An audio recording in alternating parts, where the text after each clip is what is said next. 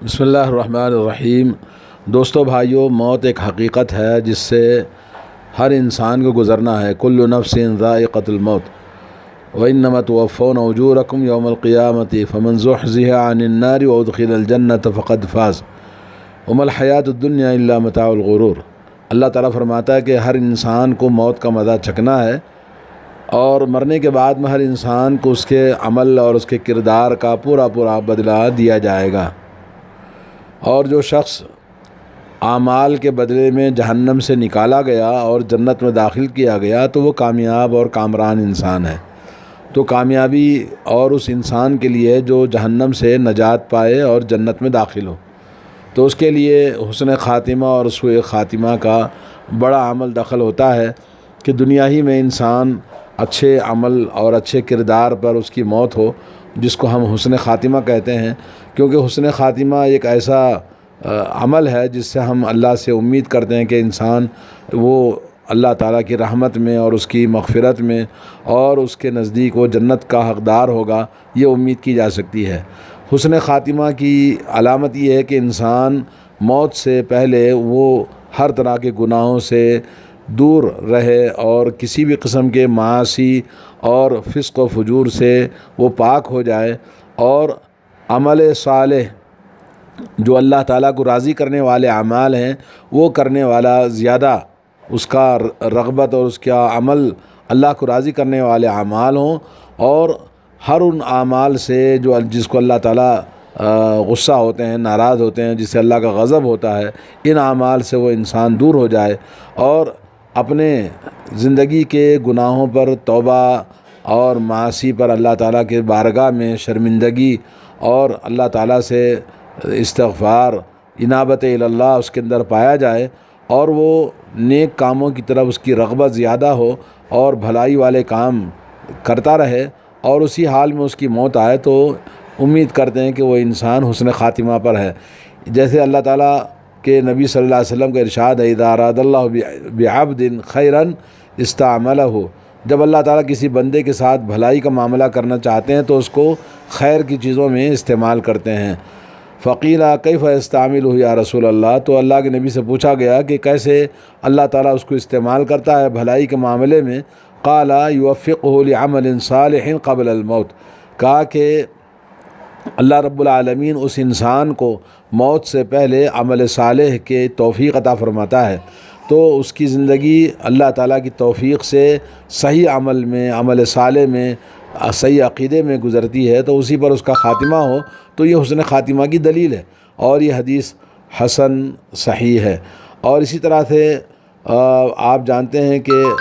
حسن خاتمہ کی جو علامتیں ہیں ان میں سے یہ کہ آدمی موت سے پہلے کلمہ شہادت پڑھے، اور رسول اللہ صلی اللہ علیہ وسلم فرماتے ہیں من کان آخر کلامہ لا الہ الا اللہ دخل الجنہ، جو آدمی اپنے موت کے وقت میں لا الہ الا اللہ محمد رسول اللہ کلمہ توحید پر اگر اس کی موت ہوتی ہے تو وہ جنت میں داخل ہوگا، حدیث حسن ہے۔ اور اسی طرح سے مرتے وقت مومن کی پیشانی پر پسینے کے بوندیں آتی ہیں، تو یہ بھی حسن خاتمہ کی علامت ہے۔ اور اسی طرح سے جمعہ کی رات، یعنی جمعرات کے دن رات میں اس کی موت آئے یا جمعہ کے دن میں موت آئے تو اس کی موت بھی حسن خاتمہ کی علامت کہا گیا ہے۔ اور اسی طرح سے موت اور شہادت اللہ کے راستے میں، جیسا کہ نبی علیہ الصلوۃ والسلام نے فرمایا ما تعدون الشہید فیکم، تم آپس میں اپنے درمیان شہید کس کو کہتے ہو؟ لوگوں نے کہا یا رسول اللہ من قتل فی سبیل اللہ فہو شہید، جو اللہ کے راستے میں قتل کر دیا جائے وہ شہید ہے۔ تو آپ نے فرمایا اس طرح سے میری امت میں شہید بہت کم ہو جائیں گے۔ تو پھر لوگوں نے پوچھا فمن ہم یا رسول اللہ، تو شہید اور کون ہے؟ تو آپ صلی اللہ علیہ وسلم نے فرمایا من قتل فی سبیل اللہ فہو شہید، جو اللہ کے راستے میں قتل کیا گیا وہ تو پکا شہید ہے۔ ومن قتل فی سبیل اللہ فہو شہید ومن قتل فی الطاعون، اور اللہ کے راستے میں شہید جو قتل کیا جاتا ہے اس کے علاوہ جو طاعون کے مرض میں مر جائے وہ بھی شہید ہے، جیسا کہ آج کل کورونا کی بیماری میں جو لوگ مر جاتے ہیں ایمان اور عقیدہ توحید پر، تو انشاءاللہ وہ بھی شہادت کا درجہ ان کا انشاءاللہ اللہ تعالیٰ عطا فرمائے۔ ومن قتل فی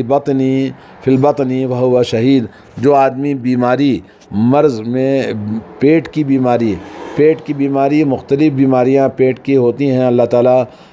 بیماروں کو شفا عطا فرمائے، اور پیٹ کی بیماریوں میں جو مر جاتا ہے وہ بھی شہید ہے۔ اور چوتھا ابن مقسم اشہد علی ابیک فی ھذا الحدیث انہ قال والغریق شہید، کہتے ہیں کہ جو پانی میں ڈوب کے مر جائے وہ بھی شہید ہے۔ جیسے آج کل جہاں پانی کی کثرت کی وجہ سے لوگ بہت سارے پانی میں غائب ہو جاتے ہیں، ڈوب جاتے ہیں، مر جاتے ہیں اور ان کی لاشیں ملتی ہیں، تو اس طرح پانی میں جو شہید ہو جاتا، مر جاتا، وہ بھی اللہ کے نبی صلی اللہ علیہ وسلم نے اس کو شہید کہا۔ اور عبید اللہ بن مقسم کہتے ہیں اشہد علی اخیک انہ اذا دعا فی ھذا الحدیث ومن غرق فہو شہید، وفی روایت الا فیہ زاد فی والغریق شہید، یعنی دوسری صحیح حدیث سے ثابت ہے کہ جو آدمی پانی میں ڈوب کے غرق ہو جاتا ہے، جیسے پانی کے بہاؤ میں، سیلاب میں، طوفانوں میں لوگ بہت سارے مر جاتے ہیں، تو وہ سب شہید ہیں۔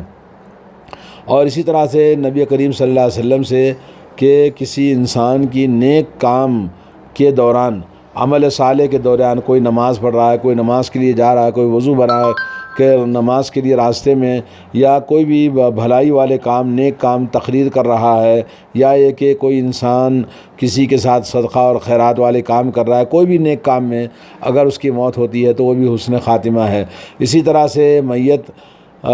لوگوں کے استقامت اور صلاح، لوگوں کو وہ کوشش کر رہا ہے کہ لوگوں کو دعوت دیں، اصلاح کریں اور استقامت کا اس میں کوشش کر رہا ہے، تو وہ بھی میت اس کے لیے بھی حسن خاتمہ ہے۔ اسی طرح سے اس کے استقامت اور اس کے صالح ہونے پر، نیک ہونے پر لوگ اس کی تعریف کریں تو وہ بھی حسن میت کو، یعنی حسن خاتمہ علماء نے کہا ہے۔ اور اسی طرح سے کبھی میت کے جسم سے خوشبو آتی ہے تو یہ بھی حسن خاتمہ کی علامت ہے۔ اور اسی طرح سے عورت حالت حمل میں اس کا انتقال ہو جائے، یا حالت نفاس میں ڈیلیوری کی وجہ سے اس کا انتقال ہو جائے، حمل کے دوران ہو یا ڈیلیوری کے دوران ہو یا ولادت کے بعد ہو، یہ سب حسن خاتمہ کی دلیل ہے۔ اور اللہ کے نبی صلی اللہ علیہ وسلم نے فرمایا کہ میری امت میں شہداء والنفساء یجرھا ولدھا بسررہ الی الجنہ، کہ جو حالت نفاس میں حمل کی وجہ سے، جو نفاس کی وجہ سے مر جاتی ہیں، شہید ہیں، ان کے اولاد ان کو پکڑ کر جنت میں لے جائے گی، یہ حدیث صحیح ہے۔ اسی طرح سے یعنی اللہ رب العالمین بہت سارے اور بھی علامتیں ہیں علماء کرام نے بتایا کہ جس سے آدمی کی حسن خاتمہ کا نشانی بتائی ہے۔ جی اللہ تعالی ہم سب کو حسن خاتمہ عطا فرمائے۔ اور اسی طرح سے کچھ اور علامتیں ہیں جو انسان حسن خاتمہ کا عکس، اس کا اپوزٹ کیا ہے؟ سوء خاتمہ، یعنی موت کے وقت میں اس کو بری موت واقع ہو، جیسے آدمی کو بہت زیادہ کہنے کے باوجود اس کے سامنے کلمہ شہادت نصیب نہ ہو، یا یہ کہ شیطان اس کو بہکا دے موت کے وقت میں اور اس کو فتنے میں ڈال دیں اور وہ انکار کر دے کلمہ پڑھنے سے، یا یہ کہ کوئی اور اس طرح کے برے وسوسوں میں سوء ظن اللہ تعالیٰ کے ساتھ کر کے مر جائے تو وہ بھی سوء خاتمہ ہے۔ اور اسی طرح سے بندے کا اعمال صالحہ بالکل چھوڑ دینا اور اس کا برائیوں میں ملوث ہونا، گناہ اور گندگیوں میں، فسق و فجور میں زندگی ہو اور اسی پر اس کی موت ہو تو وہ بھی سوء خاتمہ ہے۔ اسی طرح سے ایمان کی کمزوری اور عقیدے کا فساد، یعنی درگاہ، فاتحہ، بابا اور پیر ولی اور اسی طرح مرشد اور لوگوں نے جو اپنے لیے بنا رکھا ہے مرشدوں کو، یہ سب سوء خاتمہ اور یہ اسلام سے یعنی ان کو بگاڑنے، اسلام سے دور کرنے والے اعمال ہیں۔ درگاہوں، بازاروں، باباؤں اور پیروں، فقیروں، مرشدوں کے چکر میں جو بھی لوگ ہیں ان کا خاتمہ سوء خاتمہ ہوتا ہے۔ اور اسی طرح سے کبھی انسان کا مرنے کے بعد میں اس کی شکل و صورت بالکل بدل جاتی ہے، ایک دم کالا اور نہ دیکھنے کے قابل اور بہت ہی گھناؤنی شکل بن جاتی ہے، بھی سوء خاتمہ کی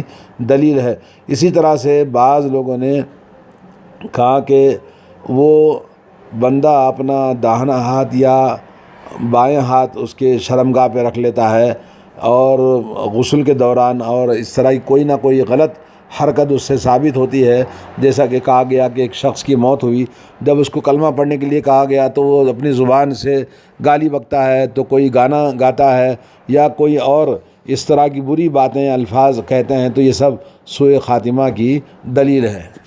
سوء خاتمہ کی علامتوں میں سے یہ ہے کہ آدمی جب بیمار ہوتا ہے یا اس کو اندازہ ہو کہ بھئی وہ مرنے والا ہے، تو ایسی صورت میں اللہ تعالیٰ کے ساتھ حسن ظن ہونا چاہیے اور اللہ رب العالمین کا ذکر کثرت کے ساتھ کرنا چاہیے، استغفار کرنا چاہیے، کلمہ توحید کا ذکر کرتے رہنا چاہیے۔ لیکن کچھ لوگ ناراض ہوتے ہیں اللہ سے اور برا بھلا کہتے ہیں اور کلمے کا انکار کرتے ہیں، تو ان کا خاتمہ سوء خاتمہ ہوتا ہے۔ علامہ ابن رجب رحمہ اللہ نے جامع العلوم والحکم میں عبدالعزیز ابن ابی رواد سے ایک واقعہ بیان کیا ہے کہ ایک آدمی موت کے وقت میں اس کو کلمہ لا الہ الا اللہ کی تلقین کی گئی، تو اس کے آخر میں وہ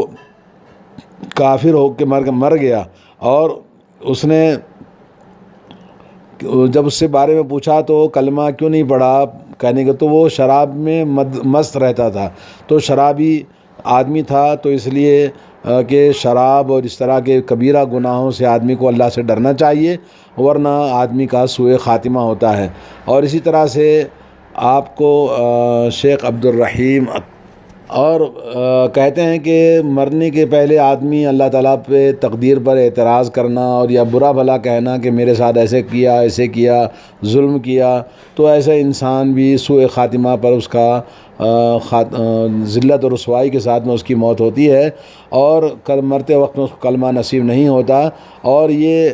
مرتے وقت میں جب کلمہ اس کو پڑھایا گیا تو وہ کہتا ہے میرے رب نے مجھ پر ظلم کیا ہے، جی میں کلمہ نہیں پڑھوں گا۔ اس طرح سے بہت سارے لوگ ہیں جو مختلف قسم کی برائیوں کی وجہ سے ان کا سوء خاتمہ ہوتا ہے، اور یہ آدمی کو چاہیے کہ اپنی موت سے ڈرے اور موت کی فکر کرے، اللہ تعالیٰ سے حسن خاتمہ کے لیے کثرت کے ساتھ دعا کرے۔ اور تقدیر الہی پر، حالات پر کبھی بھی شکایت کرنا یا اللہ تعالیٰ کی تقدیر پر کوئی کامنٹری کرنا بالکل گناہ ہے، کبیرہ ہے، اور بہت بڑا اسلام سے خارج بھی ہو سکتا ہے۔ اور بلکہ ایسے جاہل آدمی جس کی وجہ سے اس کے گناہ یعنی بجائے مٹانے کے اور درجات کو اللہ تعالیٰ کے پاس توبہ استغفار سے بلند کرنے کے، وہ اللہ تعالیٰ کے پاس اپنے آپ کو ہلاکت اور بربادی اور جہنم کا مستحق ہوتا ہے، جو اس طرح سے تقدیر پر اعتراض کرتا ہے۔ جی علامہ ابن قیم